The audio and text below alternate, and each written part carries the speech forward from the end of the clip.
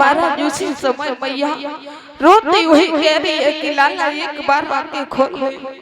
महाराज वो आंखें नहीं खोल रहे हैं। आज इधर रोहतास दुनिया छोड़ के चला जाता है।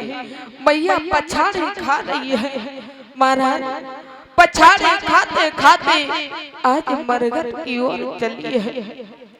तो जैसे उसी मरघट पर हरिश्चंद्र आज रखवारी उस मरघट की कर रही है, तो उनके कानों में आवाज जाती है। तो महाराज जैसे इधर कानों में आवाज गई है, तो इधर हरिश्चंद्र पास में आते हैं। कहने लगे कि हे रानी, तुमने ये क्या किया है? आज मेरा रोहतास क्या हो गया? रोहतास को मैया तारा रो के कहने लगी, स्वामी आज मेरा लाल दुनिया छोड़ के चला गया। तो महाराज उसी समय मैया इतने शब्द कहे तो हरिश्चंद्र कहने लगे कि हे रानी, तुमने मेरे साथ में बहुत गलत किया।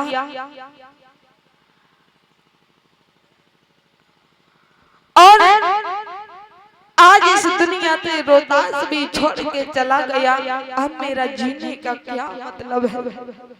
जिस माँ का बेटा चला जाए तो उस मैया पे क्या गुजरती है। तो भक्तों जीवन भर रोती रहती है एक पुत्र के लिए। कहती है कि बेटा हमारा ने कलेजे का टुकड़ा था।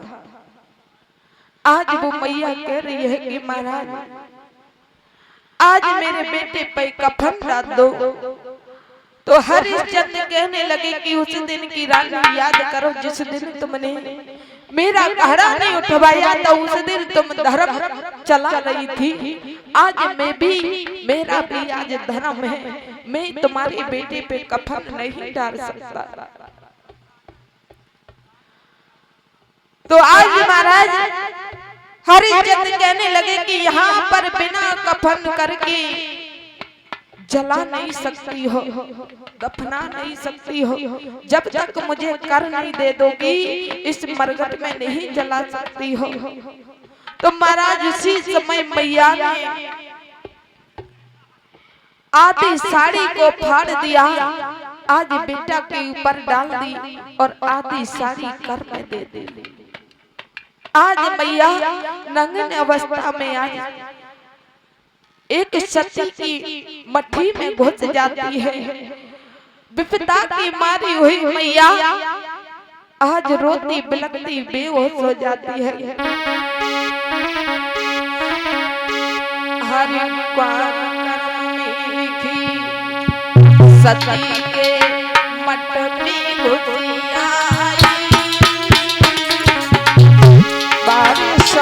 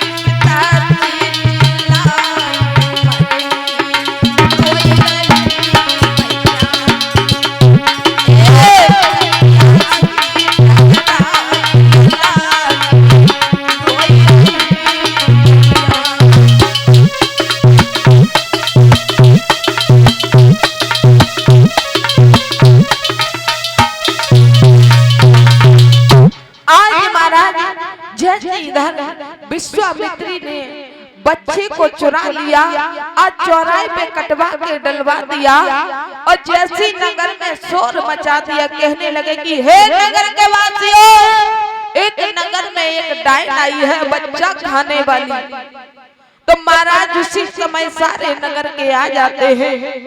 तो इधर हरिश्चंद्र को पता चलता है, कालू मेहतर को पता चलता है। तो कालू मेहतर कहते हैं कि अरे हरिया, जाइए एक नगर में डायन आई है, उसे जिंदा मार दो, और वो बच्चों को खाने वाली है, जाओ उसे जीवित मत रखना। आज वो मैया सती के मंदिर में है।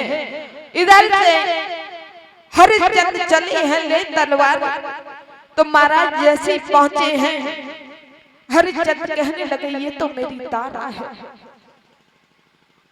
तो महाराज मन में एक विचार किया, इसे मैं कैसे मारूंगा। तो एकदम से सोचने लगे कि अगर इसे नहीं मारा तो मेरा धर्म चला जाएगा। आज महाराज उसी समय एकदम से तलवार को छोड़ देते हैं। तो विश्वामित्र जी ने हाथ को पकड़ लिया। जैसे हाथ को पकड़ लिया, कहने लगे कि हे राजन ठहर जाओ अभी। तो महाराज कहने लगे कि क्यों रोक रही हो, ये डायन है, इसे मार देने दो। तो विश्वामित्र जी कहने लगे हे राजन, तुम बड़े ही सत्यवादी हो, अपने धर्म पे डटे रहे, मगर आपने सब कष्ट झेल लिया,